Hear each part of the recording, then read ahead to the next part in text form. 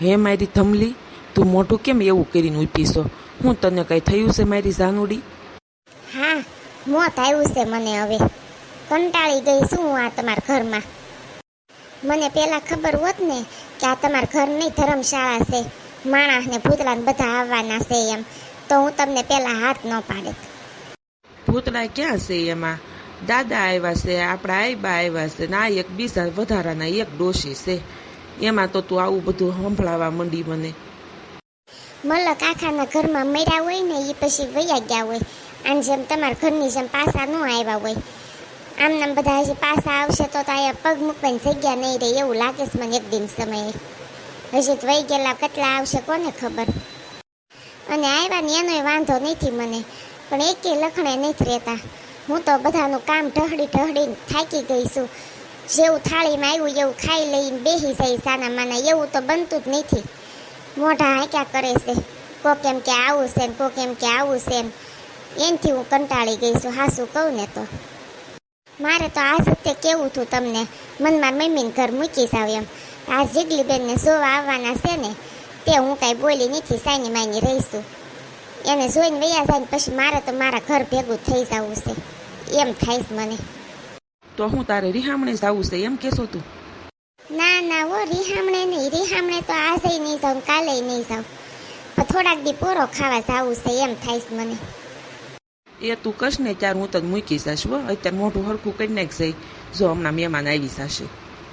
કેટલા જણા આવવાના છે જોવા? એ અત્યારે તો છોકરો એક આવવાનો છે. તો તે એટલો બધો કોકો કેમ મગાવ્યો મારી પાસે? 5 લીટર કોકો મગાવ્યો? એટલો બધો કોકો આ તમારે ડોસ્યું હાટું મગાવ્યો. ઉપાડો લીધો તો એકવાર મહેમાનની વાતું કરવી ત્યાં તો તમારા આઈ બાઈએ તો ઉપાડો લીધો. અમને ભાવે છે ને વધારે મગાવશે ને 2-3 લીટર અમારો જ જોશે ને દેકારો સડાઈ મૂક્યો. પછી મને સડીને દાઈશ તે મેં તમને ફોનમાં કહી દીધું 5 લીટર લેતા આવજો એમ. ભલે ધરાઈને બેસ્યું ઢમઢોલ થઈને. જીગલી બેન તેમ તૈયાર થઈ ગયા છો ને હરખા? હવે મહેમાન આવવાની તૈયારી છે, આવતો થશે એવો છોકરો. લે જોયું, મહેમાન આવતા થશે કીધું ત્યાં જીગલી બેન 32 દેખાડીને ઊભા રહી ગયા. જીગલી બેન તમને હાસું કહું ને તો તમે આ તમારા 32 દેખાડીને મોગો રાખો ને જરી કઈ નથી હારા લાગતા. એ કરતા આમ નામ હોય ને તમારું મોઢું એ સારું લાગે છે. આમાં તમે બહુ ભૂંડી ના લાગો છો. હા ભલે જેવી લાગુ એવી, બસ છોકરો જોવા આવે છે તો મારું મોઢું તો સારું જ રાખવું પડે ને હસતું. દાદા સોફો ખાલી કરો, હાલો હવે મહેમાન આવે છે. તમે ના લીલીબાન બધા થાવ ઊભા, હાલો સાવ હહોન જગ્યાએ. જીગલી બટા, મહેમાન વહી જાય ને એટલે કોકો વધ્યો હોય ને બધો અમને દઈ દેશે હો, લોટા ફરીને. હું લીલીને પી જાઉં, અમને બહુ ભાવે છે. હા, મહેમાન જાય ને એટલે પેલા તમને જ ધરવાનો છે. તમે તો સવારનો ઉપાડો લીધો છે, તમારે જેવું તો નાના છોકરાય નહીં કરતા હોય. અને લોટા ફરી નહીં મળે, માપમાં મળશે, અમારે મોટા છે. જીગલી બટા અત્યારે એવી માથાકૂટ કરીમાં બા હારે. તમ તાર ધમો ભાઈ ઘણો લાવ્યો છે, લાટ લાવ્યો છે, બધાને થઈ રહે. શાંતિ રાખતું તાર તુંય તે. લે જો બેલ વાગ્યો, મહેમાન આવ્યા લાગે છે. લ્યો હું ખોલવા આવશું.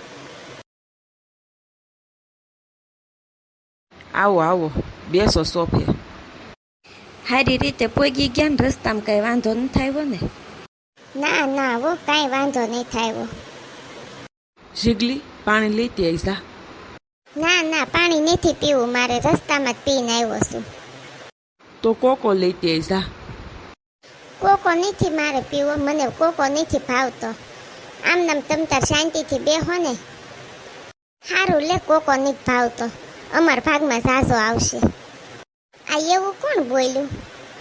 કોક ગઢા માણસ બોલ્યા હોય એવો અવાજ આવ્યો. બા દેખાય છે આમાં? બા તો કાંઈ બોલ્યા હોય એવું લાગ્યું નહીં મને, મારી નજર તો ન્યા જ છે. ધીમી ભાભી, આ ડોસ્યું ને નળીએ નાક વાઢ્યું હતું કે સાના માના રેજો હોલમાં રહેવું હોય તો છોકરો આવે તે કાંઈ બોલતા નહીં, ત્યાં ઉપરથી લબલબ મંડાસ કરવા. સાચી વાત છે જીગલી બેન, આપણા આઈબા તો ડાયટાઈ નથી રહે એમ. એ કોઈ નથી બોલ્યું, તમને એવું લાગ્યું હશે. બહારથી આવ્યા છો ને એટલે કાનમાં ધાક પડી ગઈ હશે એટલે તમને એવું લાગ્યું હોય. આ બેમાંથી છોકરી કઈ છે? લાલ ફ્રોક વાળી ઈ કે આ વાદળી ફ્રોક વાળી ઈ? લાલ ફ્રોકવાળી છે ને એ મારી ઘરવાળી છે, વાદળી ફ્રોકવાળી છે ને એને તેમ જોવા આવ્યા સવો. એ મારી બેન જીગલી છે. પણ મને તો ઓલી લાલ ફ્રોક વાળી ઈ ગમે છે. એ ભાઈ સાનો માનો રે, નકર માર ખાઈને જાશ અહીંથી. એમાં એવું લગાડોમાં હું તો ખાલી માર મનની વાત કહેતો તો. મને એમ હતું કે આ લાલ ફ્રોક વાળી છે ને ઈ છોકરી છે એમ. વાંધો નહીં, મને તો એ કાળા ફ્રોક વાળી ગમે જ છે. કામ ધંધો શું કરો છો તમે, અને તમારું નામ શું છે? મારું નામ જીગર છે, પણ બધા મને હુલામણાથી જીગો જીગો કહે છે.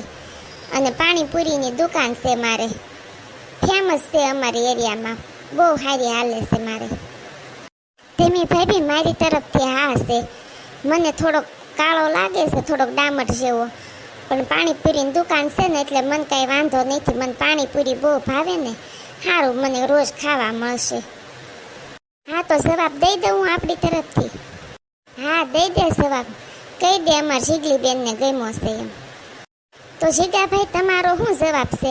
અમાર જીગલી બેનને તો તેમ ધ્યાનમાં આવી ગયા છો. મને ધ્યાનમાં આવી જ ગયું છે. તો કાંઈ નહીં, કરી નાખવી કંકુના. જ્યારે નક્કી કરવું હોય ત્યારે મને ફોન કરી દેજો, બરાબર? અત્યારે હવે મારે મોડું થાય છે, બાયુની લાઈન થઈ ગઈ છે પાણીપુરી ખાવા હાટું. હું જાઉં છું હવે. ડોશીમાં તમને ઘડીક લખણે રહેવાનું નહોતું કીધું? કીધું તું ને મોઢામાં જીબડી ભરાવીને બેસજો, મહેમાન આવે તે હોલમાં રહેવું હોય તો. પણ ઘડી કઈ શાંતિ ન રાખીએ ક્યાં તેની. એ બધું જવા દે, પણ જીગલી હું તો બહુ રાજી થઈ.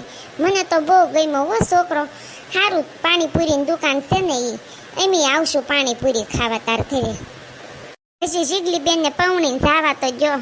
તમે તો ઉપાડો લીધો છે ખાવાનું સાંભળીને તો.